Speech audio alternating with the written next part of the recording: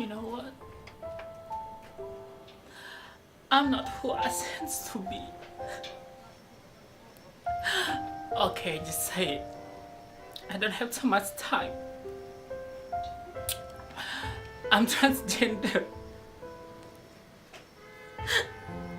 I have the part of the boy, but I'm a girl inside and outside too. Sometimes for me it's so hard to feel that.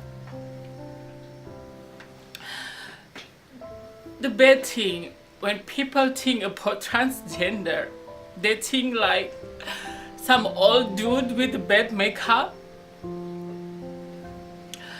It's not me. I'm who I am. I try my best, my life, for everything. But it's not easy, even for myself, to be a girl.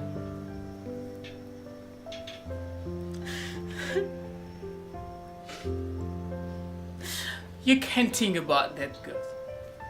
It's not easy. I must lying to myself. I'm a boy, but I'm a girl. Can you imagine?